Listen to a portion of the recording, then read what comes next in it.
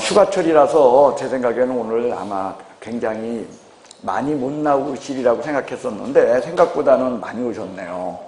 예. 아마 여기 오늘 참석하신 분들은 꼭 다 합격하실 분들이라고 봅니다. 휴가도 미루고 공부하시는데, 그죠? 대단한 분들 아닙니까? 예. 저도 이번 주는 오늘만 수업이 있고요. 일주일 내내 뭐 딴 거 할 수 있어요. 제가 그래서 일주일 내내 미뤄놨던 것들 좀 하려고 합니다. 그래서 사실은 우리 와이프가 오늘이 아니라 어제쯤에 같이 놀러, 어디 못 가니까 같이 온 김에 나 여기 원주나 놀러 가자. 그래서 화요일까지 그냥 하고 놀자. 그렇게 계획을 했었는데 애가 다리를 다쳐가지고 예, 내일 수술 들어가요. 그래가지고서 수술 내일 하니까 뭐 어떻게 다 말짱 이제 헛거됐죠. 근데 뭘 어떻게 해요? 전 잘 됐죠. 기차는 훅 달고 다니려고 하면 그 얼마나 힘든데. 근데 껴놓을 수 있으니까 아주 잘 됐습니다. 애가 그런 걸로 효도하더라고. 자, 165페이지 보도록 하겠습니다. 자, 여러분들 이 조사 확인이라고 하는 것은요, 실제로 이제 실무적인 거고, 여기서는요, 그러니까 확인 설명과 연결되어서 중개 실무 쪽에서 한 문제 정도가 다뤄지는 거예요. 예, 그래서, 확인 설명이 이렇게 있지만, 이게 이제 실제로 시험에 나오는 건 한 30몇 번에서 한 문제 정도가 나온다. 이렇게 여러분 보시면 되겠습니다. 자, 1번부터 보도록 하겠습니다. 다음 중, 공적 장부를 통해서 중개 대상물 조사 확인에 대한 것으로 틀린 것은, 그러니까 여러분들 우리가 확인 설명하려면은요, 물건 자체에 대한 것에 대해서 자체적인 건 이런 게 있지 않았습니까? 대상 물건, 표시, 그리고 두 번째는 이제 권리, 그리고 세 번째는 공법상의 제한이죠. 그래서 요것들을 갖다가 확인 설명하는데 이게 이제 얘네들이 대표적인 뭐냐면 공부조사하는 거 아닙니까? 그래서 대상 물건 이건 대장이 원칙이고 이건 등기가 원칙이고 공법상의 제한 이건 토지용계획 확인서가 원칙이다.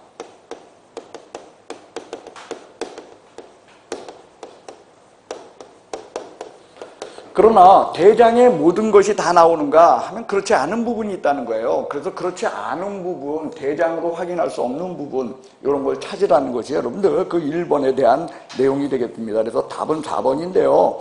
4번을 보시면 토지대장을 통해서 소재, 지번, 지목, 면적 이런 거 나오죠. 그런데 거기 경계 줄쳐 놓으시기 바랍니다. 경계는요. 대장으로 볼 수 있다 없다. 경계는 지적도로 보는 거죠. 지적도 임야도에 의해서 알게 된다. 그래서 답은 4번으로 이런 것들은요. 실질적으로 여러분들 시험에 나오면은 틀릴까요? 맞출까요? 그래서 맞추는 거예요. 이걸 틀릴 리가 있나요? 그러니까 이거는 뭐냐면은 맞추라고 거저주는 거예요. 여러분들 공시법을 배웠는데 어떻게 이런 걸 틀리겠습니까? 그러니까 이건 맞추라고 그냥 준다. 자, 1번부터 보겠습니다. 공적 장부로 확인할 수 없는 사항이 있으면 공적 장부를 통해 조사 확인하는 방법. 있으므로 1차적인 방법에 불과하지 완벽한 방법은 아니다. 그래서 토지의 경우 공적 장부로 찾을 수 없는 그 조사 확인의 대표적인 게 바로 뭐냐면 저기입니다. 지세. 지세가 뭐죠? 땅의 기울기예요. 그래서 지세가 급하고 지세가 어쩌고 하는 것들은 현장조사를 원칙으로 한다는 거죠. 토지에 있어서의 대표적인 게 지세입니다. 그래서 지세는 여러분들 지세가 너무 크다 보면은 그때는 그걸 경제적으로 이용할 수 있나요? 못하나요? 그래서 그런 토지를 우리가 학개론에선 법지라고 수업을 했어요. 2차 하시는 분이 대답하네. 예, 법지라고 이야기했습니다. 그게 여러분들 여기 이야기입니다. 그 다음에 두 번째, 등기사항 증명서를 통하여 권리관계 그리고 권리에 관한 제한 뭐 이런 것들을 갖다가 확인할 수 있다. 여기서 권리의 제한이라는 건 공법상의 제한일까요? 사법상의 제한일까요? 사법상의 제한이죠. 그렇죠. 사법상 제한관계. 물론 공법적 측면의 제한도 있는데 그것도 사법 제한이야. 그러니까 공법적 제한이면서 사법적 제한이고 대표적인 게 뭐냐면 경매, 공매 이런 것들 있죠. 예, 그래서 그런 것들은 사법적 제한이지만 공법적 측면이 강하다. 그 다음에 3번 건축물 대장을 통해서 소재지, 면적, 구조, 건축 연도, 용도 이런 것들을 확인한다. 그러나 방향만큼은 건축물 대장을 통해서 확인한다 못한다. 예, 방향은 건축물 대장을 통해서 확인 못해서 우리 확인 설명서에서 작성 요령에 있어서 방향은요 주거용일 땐 어느 방향? 주실. 비주거용일 땐 예, 주된 출입구. 애매하면 기준점 잡아서 표시한다. 뭐 이런 것들이 건물의 방향의 문제로서 나오고요. 여러분들 거기요 꼭 3번과 함께 연결시켜서 기억하셔야 될 것은 뭐냐면 자, 건폐율 용적률은 뭐에 의해서 확인하나요? 그거 아니야. 건폐율 용적률은 건축물 대장에 나와요. 예, 건폐율 용적률은 뭐에 의해서 확인한다? 건축물 대장에 의해서 확인하는 거야. 다만 건폐율 용적률은 확인 설명서 기재사항이다, 아니다? 아닙니다. 건폐율 상한, 용적률 상한이 확인 설명서의 기재사항이지 건폐율, 지금 현 상태에서의 건폐율이 얼마냐, 용적률이 얼마냐는 확인 설명서 기재사항 아니라는 거예요. 그리고 그 건폐율 용적률은 건축물 대장을 통해서 확인한다라는 것이 차이점이라는 거예요. 그거 여러분들 구별하고 다만 건폐율 상한, 용적률 상한은요 요 부분이라는 거예요. 공법상의 제한으로서 원래 토지용계 확인서인데 토지용계 확인서에 건폐율, 용적률 상한이 나온다 안 나온다? 안 나와. 그래서 뭐에 의한다? 시군조례라는 거예요. 그게 여러분들 거기서 확인할 문제죠. 그 다음에 5번 지적도를 통해서 지목을 확인할 수 있다. 그래서요 여러분들 지목은요 지적도에는요 약식 방법으로 기재되죠. 그죠? 그리고 그러니까 지목은 원래 뭐 갖고 확인하는 게 원칙이야? 대장이 원칙이죠. 대장이 원칙인데 지적도에도 약식 방법의 지목이 있다 없다? 그렇기 때문에 지적도를 통해서도 지목을 확인할 수 있다. 그런 내용이 되겠습니다. 자, 이제 1번의 답은 그래서 이제 4번이라는 건 알고요. 경계에 관련된 내용을 갖다 여러분들이 좀 익숙하게 기억하셔야 될 게 있어요. 자, 이건요 뭐냐면 이겁니다. 칠판을 보시기 바랍니다.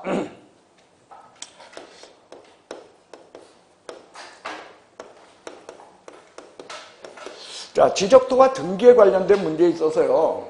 실제로 등기는 공신력이 있다 없다? 이게 공신력이 없다는 거예요. 그런데 지적도는요 의외로 이게 공신력이 있다는 거예요. 그러니까 경계라든지 그리고 지형이라든지 이런 것들은 실제 경계와 실제 지형의 모습에 의해 결정된다. 아니면은 지적도에 의해 결정된다. 지적도에 의해서 결정된다는 거예요, 이게. 그러니까 무슨 얘기냐면 이거야. 이렇게 생긴 땅이 있었는데 이걸 내가 샀어. 이걸 샀는데 실측해 본 결과, 예? 실측해 봤다는 건 뭘 보고 한 거예요? 지적도 보고 한 거지. 지적도 보고 측량했더니 어떤 거냐면 딱 내가 산 게 이렇게 돼 있었어. 그러면 A 이 부분, B 이 부분, 내가 산 땅은 어떤 거예요? B라는 거예요. B. 그러니까 이거에 의해서 결정된다는 거야. 경계라든지 지형의 모든 것들은 그 뭐에 의해서?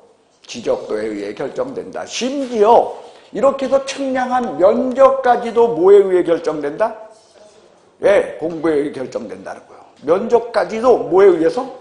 공부에 의해서 결정된다라는 것이 특징입니다. 그래서 등기부상 면적, 등기부하 권리관계 문제는 등기야, 그러니까 이런 거죠. 등기부상 소유자와 실소유자가 달라. 그러면 누구랑 거래해야 돼? 실소유자랑 해야 돼. 왜? 등기는 공신력을 인정할 수 없으니까. 그런데 경계라든지 뭐 지형 이런 모든 것들은 뭐에 의해 결정된다?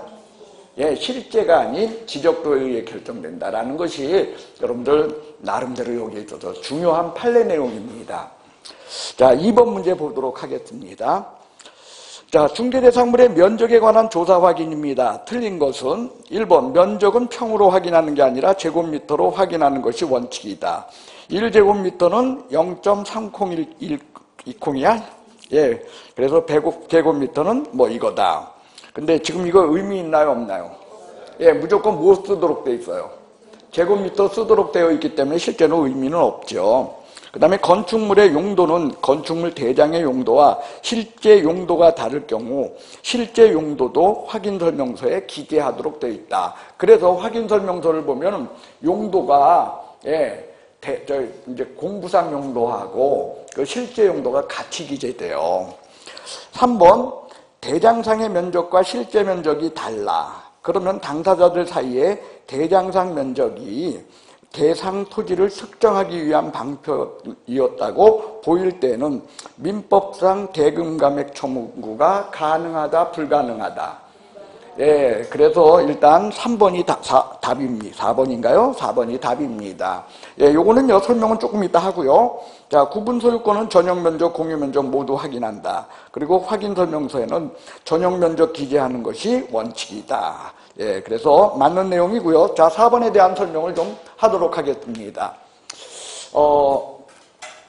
민법에 보면 담보 책임이 있죠. 담보 책임에 보면 수량 부족일 땐 뭐 할 수 있어? 예? 그쵸? 감액 청구할 수 있죠? 부족만큼. 근데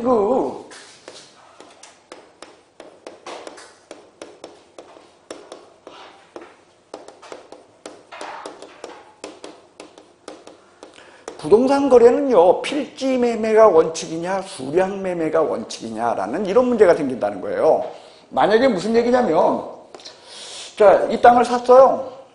이 땅 공부상 면적이 얼마였냐면은, 300제곱미터였어요. 근데 실측해보니까 250제곱미터야.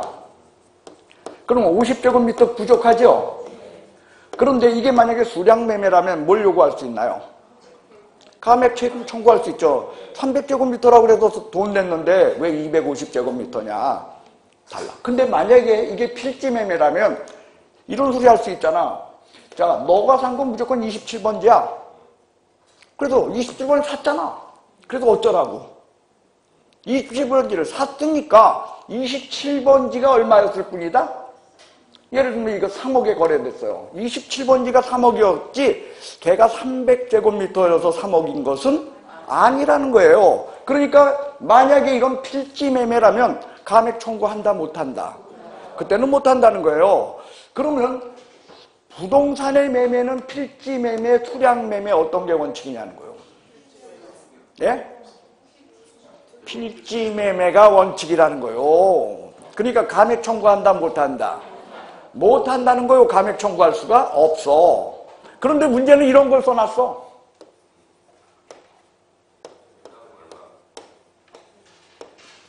아닌가요?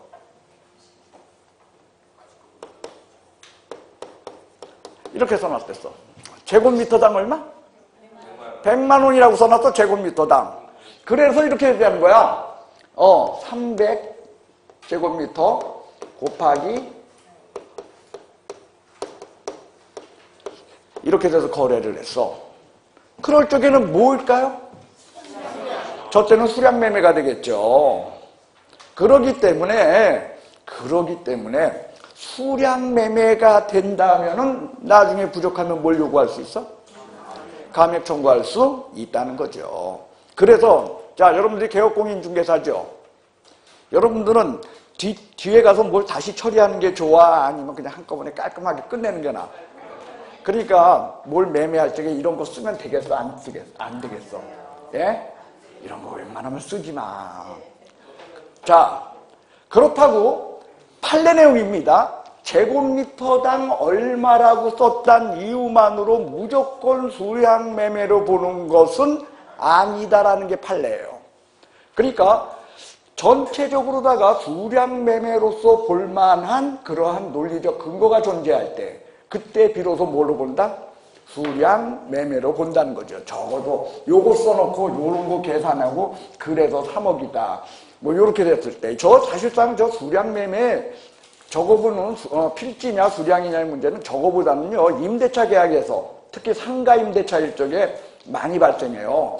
상가 임대차 예를 들면 이런 거야. 제곱미터당 임대료 얼마 이렇게 하고 그 다음에 월세 그러니까 보증금 얼마에 월세를 전부 제곱미터당으로 하고 했을 적에 이때 부족하게 되면 그때는 어떻게 되겠어?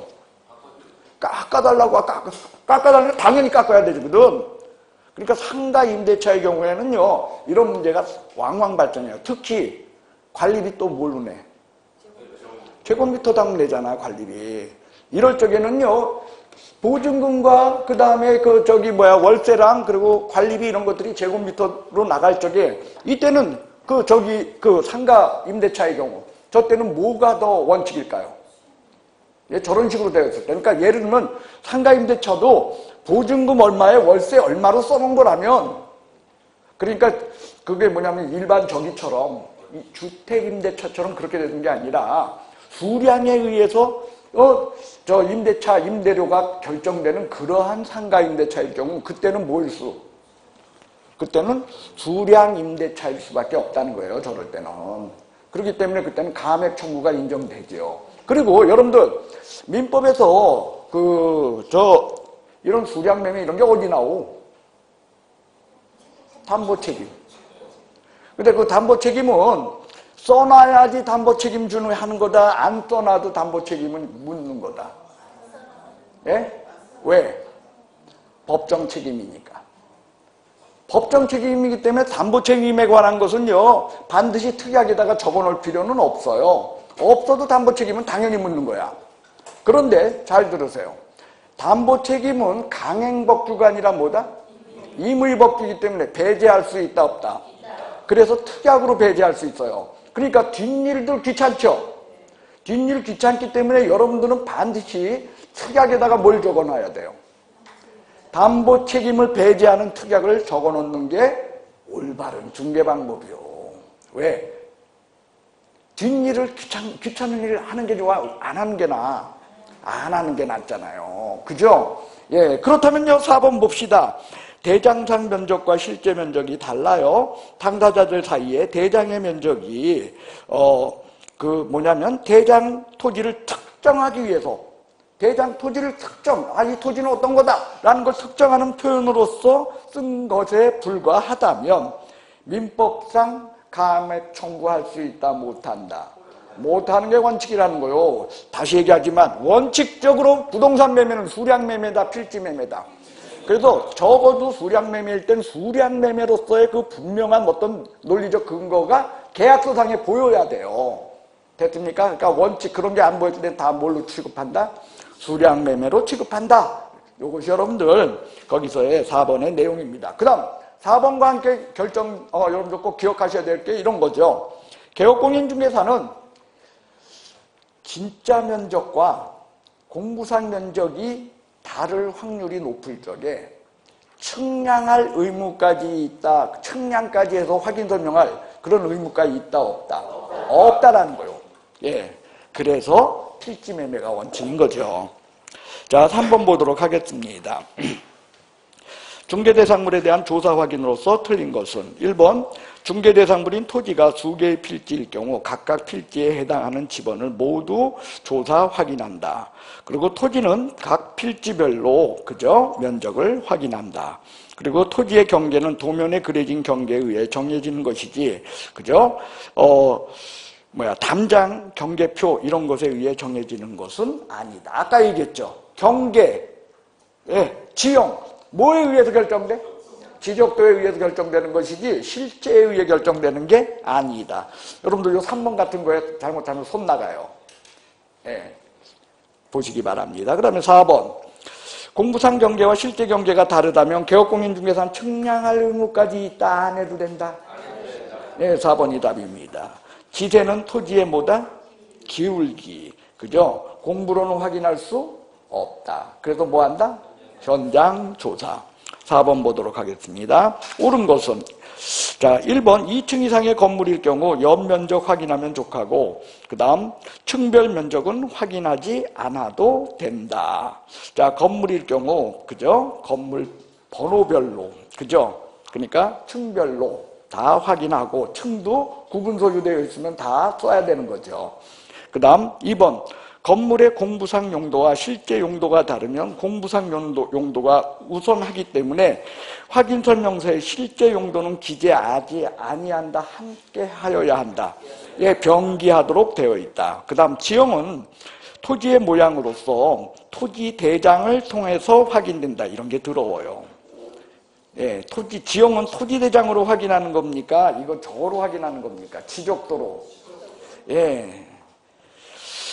예, 그럼 뭐야, 옳은 거. 그래서, 그러니까 틀렸네요. 지금 옳은 거 고르는 거죠? 예, 맞습니다. 그 다음에 4번. 그러니까 3번 틀렸어요. 뭐 갖고 지형은? 지적도. 그 다음에 4번. 지목의 경우 공부상 지목과 실제 지목이 다르면 공부상 지목을 우선으로 하고 확인 설명서에는 실제 지목은 기재하지 않는다. 기재한다. 그래서 확인 설명서 토지에 보면은요, 지목 밑에는 실제 용도라는 게 별도로 있어요. 예, 5번 건물의 기능상 문제점은 건축물 대장으로는 확인할 수 없기 때문에 현장 조사를 요구한다. 맞죠? 5번이 답입니다. 근데 기능상 문제점 보면 알아? 보면 아냐고요, 여러분들. 예? 예. 나는 봐도 모르더라고. 나 원래 건축학과거든요. 근데 봐도 몰라. 예. 자, 5번 보도록 하겠습니다. 중개대상물에 대한 조사 확인으로서 가장 옳은 것. 1. 토지의 경계에 대하여 개업공인중개사 측량할 의무는 없기에 지적도에 의해 조사 확인하여야 한다. 맞네요. 그죠? 아까 봤죠?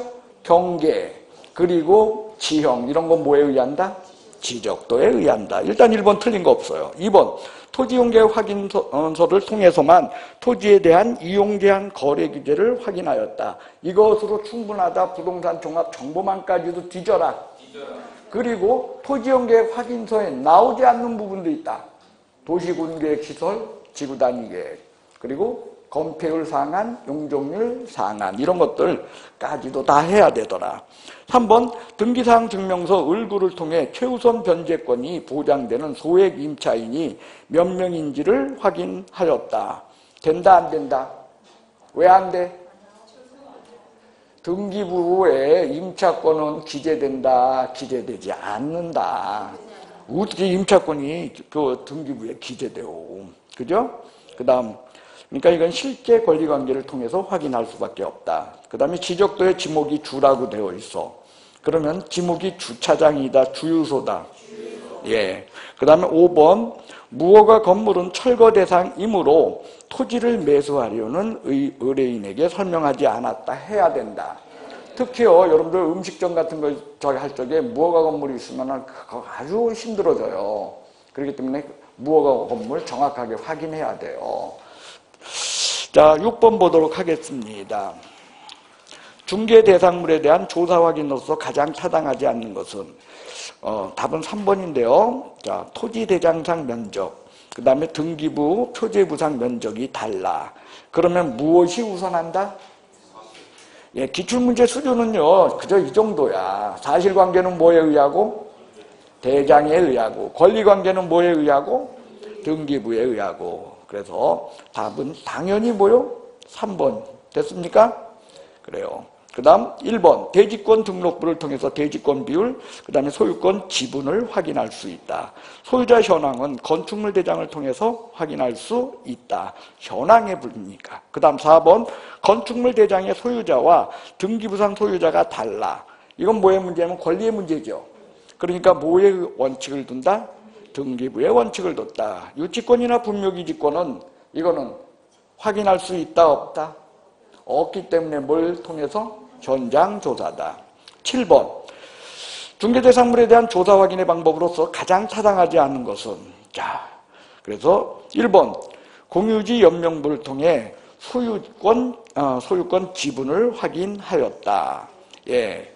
그래서 여러분들 여기 공유지 연명부 요거 나오면은요 그 1번 6번에 1번이요 대지권 등록부를 통해서는 대지권 비율이 어때요? 나오죠. 근데 이 공유지 연명부를 통해서는 대지권 비율이 나온다 안 나온다. 그것도 가끔 진짜 시험에는 안 나와. 근데 여러분들 이거는 공시법에서 당연히 어떤 거예요? 여러분들 당연히 다른 내용 아닙니까? 예. 그래서 일단 그것만 확인해 주시면 되겠고요. 2번 한 개 필지에 두 개의 지목이 존재할 수 있어? 이건 틀렸죠? 예, 그래서 일단 2번 답이네. 그죠? 그 다음에 3번 맹지인지 여부는 개업공인중개사가 의무적 설명사항이기도 하다. 맞죠? 이거 안 하면 잘못하면 어떤 문제가 생기겠어? 예, 손해배상 책임 단단히 져야죠. 그 다음 4번 건축물의 방향 현장 조사를 답사를 통해서 조사 확인한다. 왜? 공부에 없으니까. 그죠? 환지 예정지의 경우 환지 예정지 증명원상의 환지 면적을 확인하였다 해서 답은 2번이 되겠습니다. 자, 8번을 보도록 하겠습니다. 상태자료 요구권에 대한 설명입니다. 여러분들 상태자료 요구권 하면 뭐가 떠올라? 실내벽화, 특히 뭐? 내벽화. 됐어요? 예. 답은 5번인데 한번 볼까요? 매수 임차 의뢰인의 요청을 받은 경우 개업공인중개사는 건축물의 내외 시설 상태와 벽면 및 도배 상태에 대해서 상태 자료를 요구하여야 한다. 그래서요, 여러분들 상태 자료 요구는 의무사항이 있다 없다? 없다라는 거요. 반드시 뭐다? 권리야. 자, 무슨 얘기냐면 이거요. 내외 시설 벽면 환경 조건에 대한 것은 권리를 권리를 이전하고자 하는 의뢰인한테 개업공인중개사가 물어보는 거죠. 그래서 당신 네 집 혹시 뭐 비대는 데 있냐 이렇게 물어봤더니 대답을 안 해. 그러면 개업공인중개사가 직접 조사할 의무가 있냐는 거예요. 그죠? 없어요. 개업공인중개사는 뭐만 하면 된다? 상태자료 요건에 대해서는 불응시에는 설명하고 기재하여야 한다. 설명과 기재만 되는 거지 직접 조사할 의무까지 있는 것은 아니라는 거예요. 그래서 여러분들 거기 상태 자료를 대해서는 여기 별개 문제네요. 그건 뭐 요구하여야 한다. 어쨌든 요구할 수 있고 그리고 설령 그것이 요구했는데 대답이 없었어도 개업공인중개사가 직접 조사할 의무까지 있는 것은 아니다. 예, 그래서 5번이 답이 되겠습니다. 그 다음, 옳지 않은 거. 이런 거 나오면 여러분들 틀리겠어? 안 틀리겠어? 예? 틀리면 이상한 거죠? 예. 자, 답은 3번인데, 소재, 지번, 지목, 이런 거는 뭘로 확인해? 대장이죠. 그죠? 예, 원칙적으로. 대장으로 확인한다. 예. 그 다음에 여러분들 거기 그 해설이 좀 틀린 것 같은데요. 지적도를 통해서는 확인할 수 있으나 확인할 수 있다? 좀 그렇죠? 예, 그러니까 원칙적으로 소재지 지번 다 되네. 그죠? 그러니까 원칙적으로 하여간에 지목, 지형, 그러니까 지형, 경계, 면적 이런 것들이 면적 빼고요. 지형 경계, 요게 뭐다? 지적도에 의한다. 그걸로 보시면 되겠네요. 자, 그 다음에 10번 보도록 하겠습니다. 등기부를 통하여 중개대상물 조사 확인의 방법입니다. 가장 타당하지 않은 것은 1번 물권 변동이 있더라도 등기를 하지 않은 경우가 있기 때문에 등기부 조사 확인만으로는 충분하지 않다. 즉 뭐냐? 우린 등기의 공신력이 있다 없다? 없다라는 거요. 그래서 실제 권리관계까지 논해야 하더라.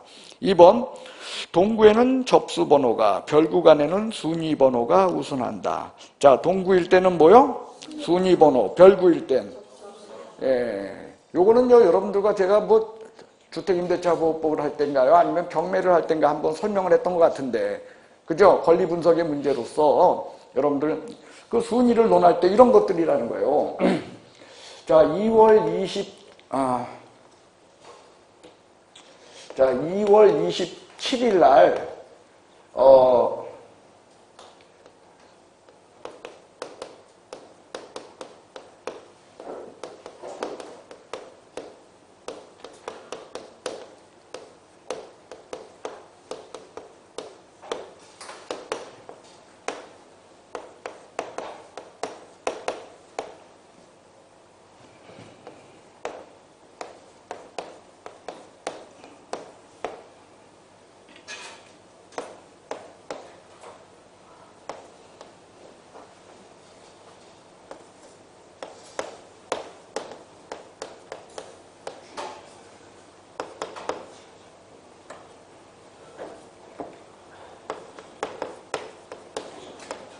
자, 이런 이것들이 이제 이루어졌습니다. 그러니까 요게 네 가지가 다 언제 이루어진 거야?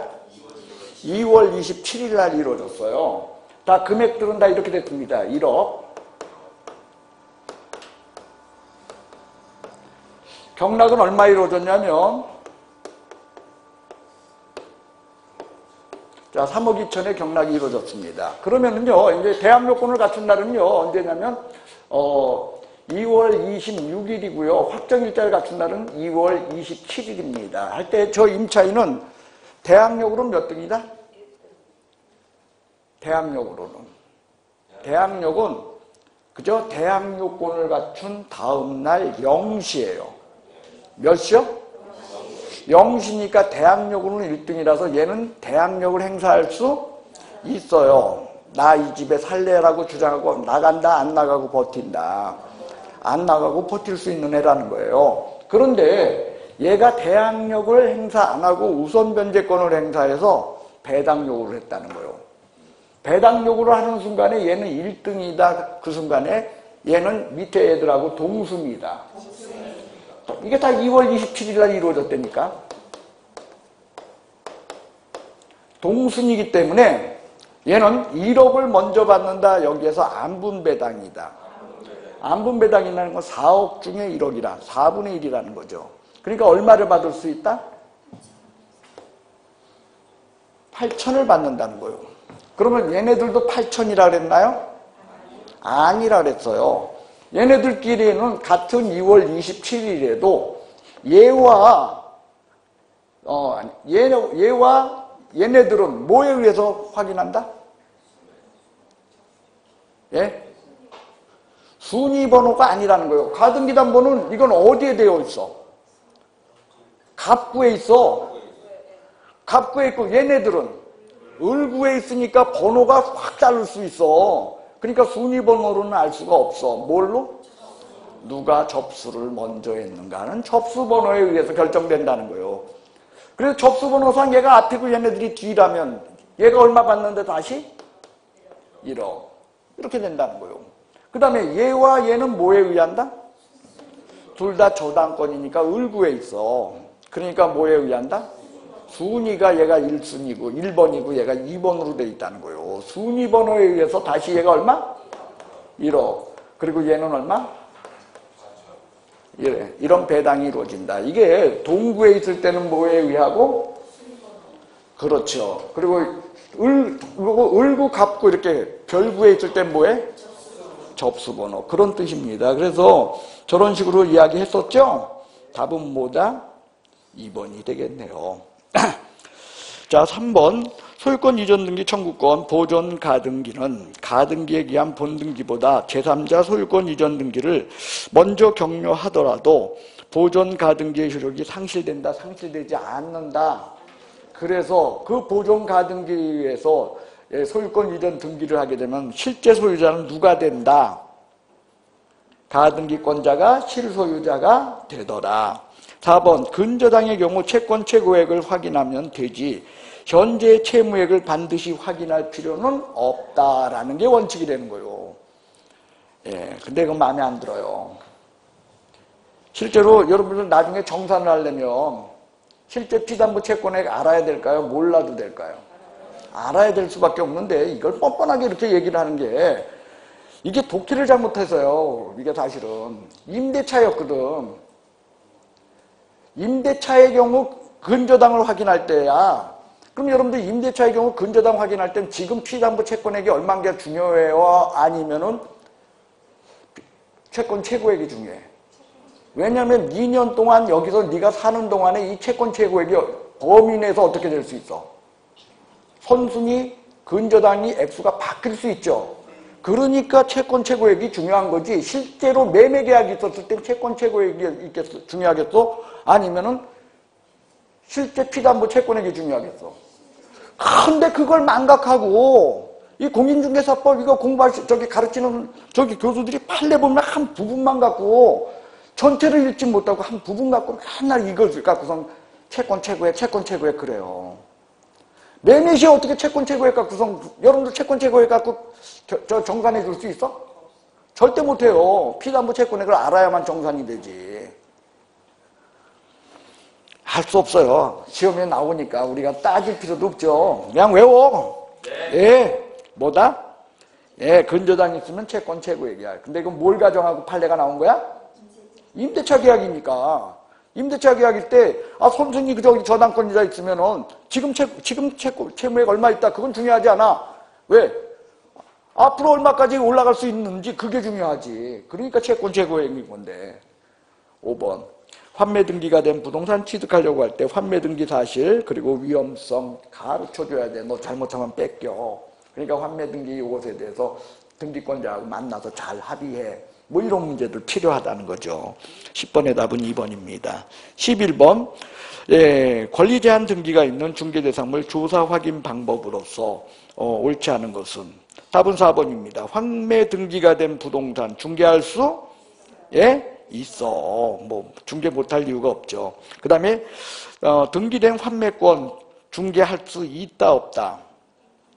등기된 환매권 요것도 할 수 있는 걸로 보는 게 좋아요. 등기된 환매권도 뭐랑 같이 매매계약과 함께 환매권까지도 함께 넘기는 것으로 하면 되잖아. 그죠? 그래서 11번 답은요. 일단 4번이 되겠고요. 12번 보겠습니다. 자, 기출문제는 어떤 식으로 나오는가 한번 봅시다. 자, 1번 기억 토지 소재지 목 지형 그 다음에 지형 경계 토지 대장으로 확인된다 안 된다. 그러니까 기억은 뭐야? 기억은 답에서 제거돼. 그러면 답이 될 수 있는 게 뭐요? 2번과 5번이네. 그죠? 그러니까 2번과 5번은 뭐에 의해서 결정돼? 디귿 볼까요? 지적도상 경계와 실제 경계가 일치하지 않는 경우 특별한 기준이 사정이 없는 한 뭐에 의한다? 이거 좀 기억해 주시오. 그죠? 지적도는 공신력 있다 없다? 그래요. 지적도에 결정된다. 실제 경계가 아니다. 그러니까 디귿마저 틀려. 그러니까 답은 뭐가 돼? 2번. 또 5번이 나와. 디귿 틀렸다며. 자, 나머지 볼까요? 분묘기지권, 등기사항 증명서를 통해 확인한다, 못한다? 니은이요, 니은. 분묘기지권, 등기사항 증명서를 통해 확인된다, 안 된다? 분묘기지권. 그래서 임야를 중개할 때 뭐가 중요하다 그랬어? 묘지 숫자 시험 되는 게 그렇게 중요하다 그랬잖아요. 뭔 소리 하는지 못 알아들어? 니은. 됐어요? 리을. 동일 건축물에 대하여 등기부 면적과 건축물 대장상 면적이 달라. 뭘 기준으로 한다? 대장. 왜? 사실관계는 대장. 그 다음 실제관계는 권리관계는 등기. 그렇게 해서 여러분들 거기 해결하면 됩니다. 그래서 이거는요, 실무 파트에서 한 문제 나오는데 어렵게 나온다. 정말 쉽게 나온다. 그러니까 공시법에서 있죠. 여러분들 뭐 이렇게 아주 쉬운 거 그런 거 골라서 한 문제 나오는 거야. 그 다음 손해배상 책임에 관한 거 보도록 하겠습니다. 자, 1번 개업공인중개사의 손해배상 책임에 관한 내용입니다. 옳은 것은 1번 개업공인중개사가 자신의 중개사무소를 다른 사람의 중개행위의 장소로 제공한 경우. 자, 개업공인중개사가 자기 사무소를 타인의 중개행위의 장소로 제공했을 시 개업공인중개사 고의과실 여부 묻는다 안 묻는다? 고의과실 여부를 묻지 않고 재산상 손해에 대해서 손해배상 책임진다. 자, 읽어볼까요? 중개사무소를 제공한 개업공인 중개사만 만자 줄치래요. 개업공인 중개사만 책임지는 거요? 아니면 손해 끼친 사람도 함께 책임지는 거요? 함께 책임지죠. 그렇죠? 부진적 연대 채무관계에 놓이는 거요. 그래서 만 해서 틀렸습니다. 그 다음에 2번 개업공인중개사는 중개가 완성될 때 반드시 거래 당사자에게 보증기관 등에 대한 사항을 설명해야 돼. 뭘 설명하죠? 소금기, 소재지, 금액, 기간. 그 다음 관계증서 사본을 줘야 돼. 그래요. 그래서 이거 안 하면 보다 100만 원 이하 과태료. 그래서 거래계약이 있게 되면 뭐뭐 써준다 그랬어? 거래계약서. 그 다음 확인설명서. 그 다음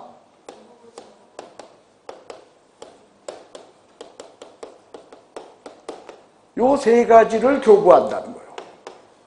근데 얘네들은 4번이요, 원본이요? 얘는 그래요. 그래서 요거 제대로 안 하면 뭐요? 예, 요거 제대로 안 하면 예, 요게 차이점이죠. 그리고 이거 할 적엔 조용히 준다 그랬어? 뭘 떠든다 그랬어? 뭐?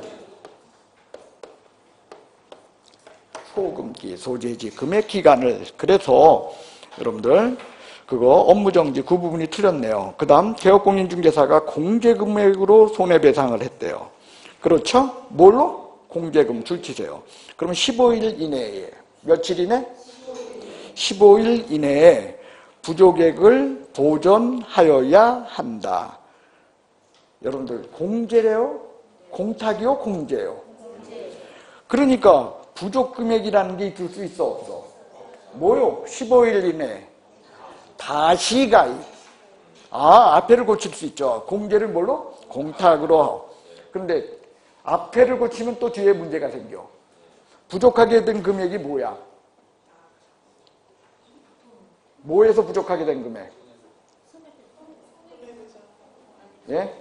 그렇죠. 그러니까 그죠. 손해배상 액수 1억 원 또는 2억 원 거기서 부족하게 된 금액이에요. 그죠? 예, 어쨌든 그런 문제가 생겨.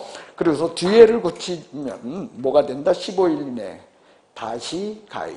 어쨌든 공제, 공탁으로 고치거나 아니면 뭐로? 뒤에 부족하게 된 금액을 뭐로?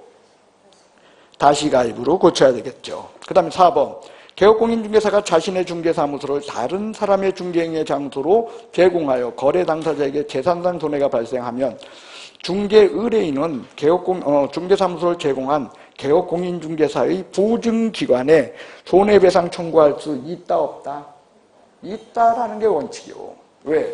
이것은 어디까지냐? 중개사법의 손해배상 문제거든요. 그래서 여러분들 우리가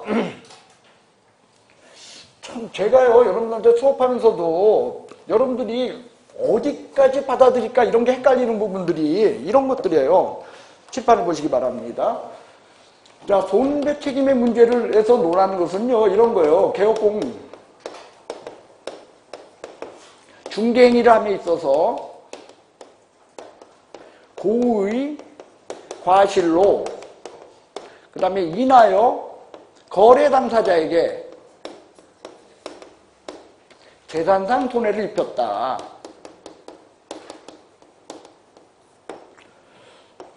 두 번째로 개업공인중개사가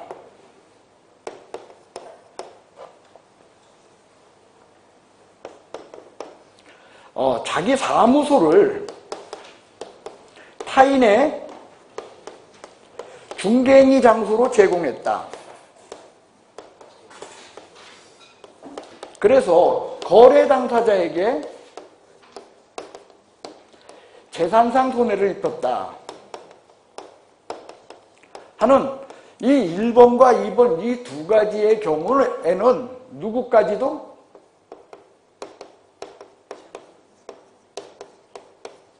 업무보증기관도 함께 손해배상 책임 문제가 발생한다라는 이런 내용인 거예요. 그런데요, 이쪽에 손해배상 청구하기 이전에 업무보증기관에게 먼저 손해배상 청구할 수 있나요? 그거는 아니야. 그래서 이거는요, 얘네들과 이것은요, 여러분들 적이관계가 놓이는 게, 우리가 연대채무관계 놓인다고 하는 그 연대채무관계 놓이질 않아요, 이거는. 연대채무관계는 여기든 여기든 아무데나 아니면 동시에 손해배상 청구하는 게 연대채무예요. 근데 이건 그게 아니라 여기서 손해배상 청구하는데 얘네가 못해줘. 뭐에, 어떠냐? 못해줄 적에 차선으로 누구한테 요구하는 거야? 차선으로 업무보증기관에게 요구하는 거예요. 그런데 이게요, 무한정 확대되진 않는다는 거예요. 여러분들 중개사법에 비밀준수 의무도 있잖아. 이 비밀준수 의무를 위반했어요. 업무보증기관에게 손해배상 청구한다 못한다. 왜? 재산상 손해가 아니기 때문에. 특히 문제가 되는 건 이거요. 고용인의 업무상 행위는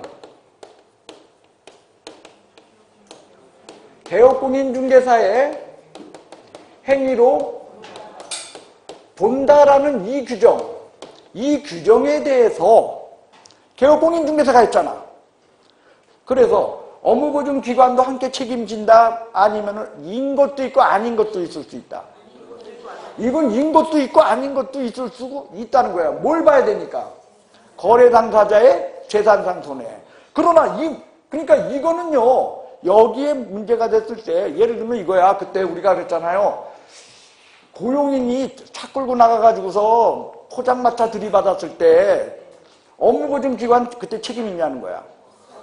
없어, 그때. 근데 고용인이 중개수수료 초과해서 받고 자기가 딱 입시쳤을 때 얘 책임 있어, 없어? 예? 그때는 있다는 거야. 거래 당사자 재산상 손해의 문제이기 때문에. 그러니까 고용인의 문제는요, 어떨 때는 여기까지 책임을 지는 거고 어떨 때는 여기에 해당하지 않을 수도 있어. 그러나 개업공인중개사가 다른 사람에게 자기의 사무소를 제공한 책임, 이거는 중개사법 업무보증기관도 함께 책임을 진다는 이 부분에 이것도 어떻다? 이게 1항으로, 요건 2항으로 들어있는 내용이야, 이게. 그리고 여기에 3항에 이게 있는 거예요. 1항, 2항, 3항이야, 이게. 그러니까 같이 책임 있다라는 거예요, 얘는. 그래서 이러한 얘기들을 그냥 밑도 끝도 없이 해야 되니까 여러분들은 단순하게 외우는 걸 좋아하는데, 그죠? 외우는데 이게 제가 봐도 어떤 한계가 있더라고요. 그래서 저런 것들 놓치지 않고 좀 맞췄으면 합니다. 예. 그래서 4번 답이요. 그 다음 5번, 개업공인중개사가 3년간 공탁금 회수 불가능 규정은 개업공인중개사의 재산권을 보호하기 위한 거다, 아니면 의뢰인들의, 그렇죠, 의뢰인들이죠. 개업공인중개사 아니더라. 자, 2번 보겠습니다. 개업공인중개사의 손해배상 책임 및 업무보증 설정과 관련된 사항으로서 틀린 것은 1번, 공인중개사협회 회원은 협회의 공제에 가입하는 방법으로만 업무보증 설정이 가능한 것은 아니다. 맞네요. 예, 협회 회원은 반드시 협회 업무보증해야 된다, 아니면 딴 거 들어도 된다? 딴 거 들어도 된다는 거요. 2번, 개업공인중개사가 1억 원의 업무보증을 설정한 경우 1억 원 범위 내에서만 손해배상 책임을 진다. 개업공인중개사는 여러분들 무슨 배상? 완전한 배상이라 그랬어요. 그죠? 그리고 업무보증기관의 배상은 보증 설정 한도액 범위 내의 배상이야. 두 개는 구별해 주십시오. 됐어요? 예, 완전한 배상, 그리고 보증 설정 한도액 범위 내의 배상. 3번, 개업공인중개사가 보증보험 공제 공탁금으로 손해배상했어요. 그러면 15일 이내에 보증보험 공제는 어때? 다시 가입. 공탁은 공탁금 중 부족하게 된 금액 보전. 맞고요. 그 다음 4번, 개업공인중개사의 고의 또는 중대한 과실에 의해 공제금을 지급하여도, 자, 공제의 본질에 반하지 않는다. 이건 뭐요?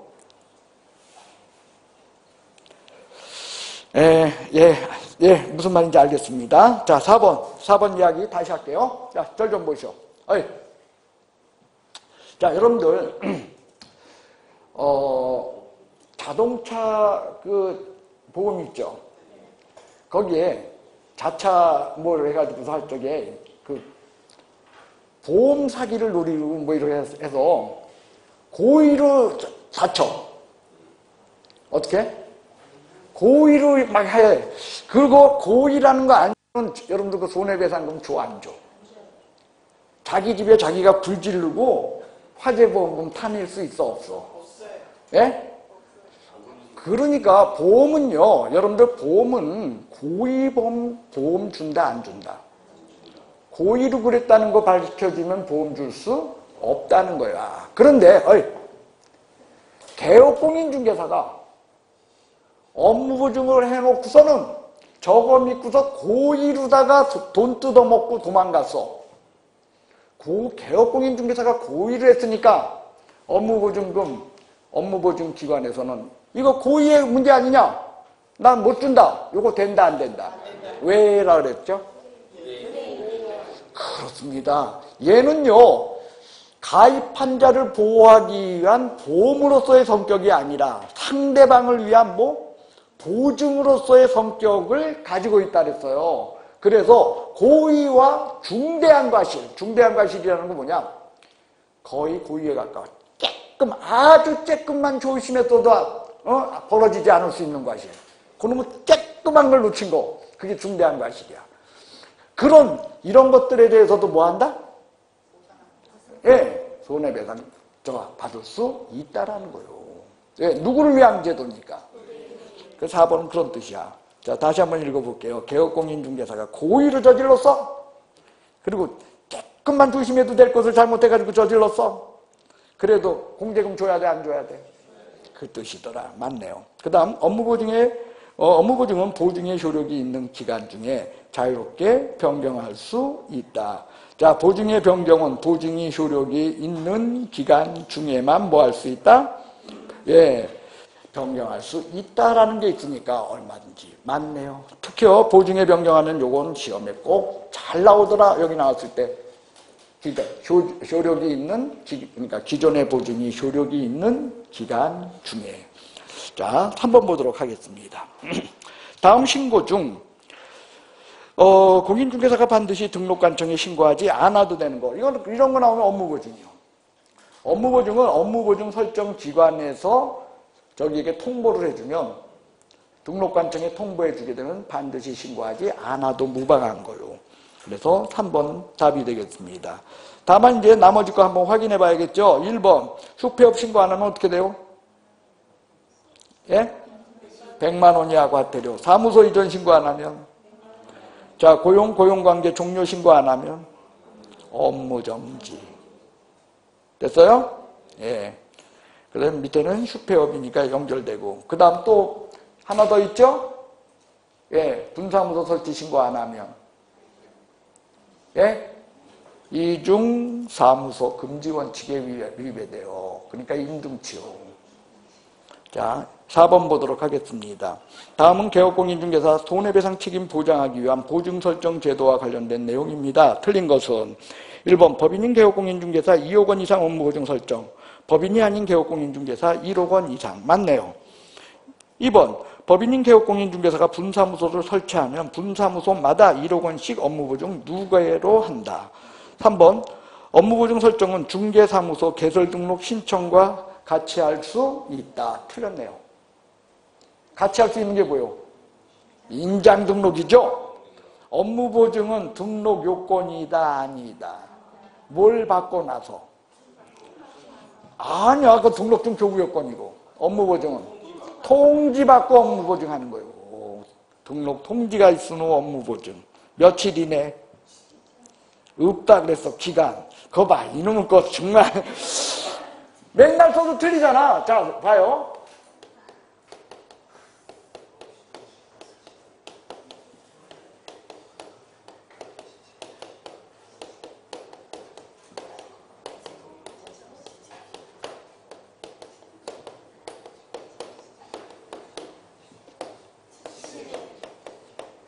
이거야.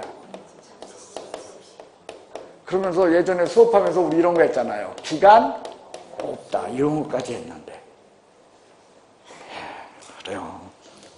여러분들 민법 학개론 공부하시느라고 정신없어 그런 거죠? 예. 이번에 휴가 기간 동안에 어떡할 거예요? 민법 학계로. 그냥 팍 올려놓으세요. 그리고 저 화요일 날 저거 본다며요. 아, 모의고사 수요일 날? 예, 수요일 날 모의고사 있잖아. 무조건 와서 봐요. 점수가 40점, 50점 나와봐야 합격을 해요.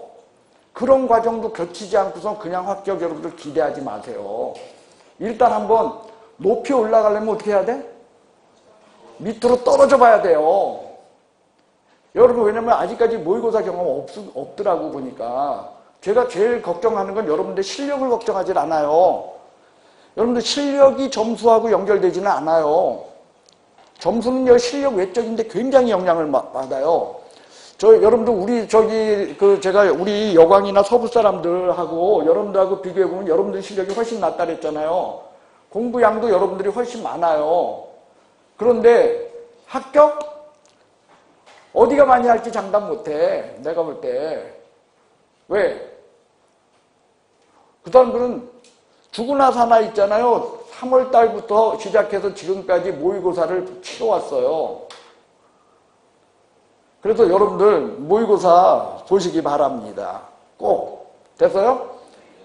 그리고 모의고사 안 보려고 그러다 여기서 마음 바꾼 분한테는 2차생은 몰라도 1차생한테 그러면 내가 선물 하나 할게요. 꼭 봐요.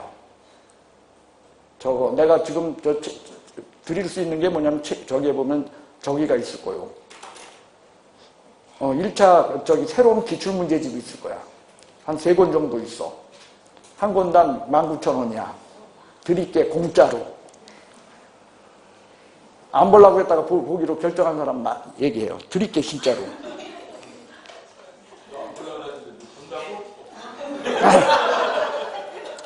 자, 몇 번 할 차례요? 4번 틀렸어요. 예. 그래서 손해보험 계약으로서 성격이 있다. 타인을 위한 거다. 4번 그렇게 돼 있어요. 그죠? 그 다음 중개인이야. 중개인도 얼마? 1억 원. 맞네요. 그 다음 5번 보겠습니다. 예, 이거 뭐 이렇게 많아. 예, 쉬었다 합시다. 예.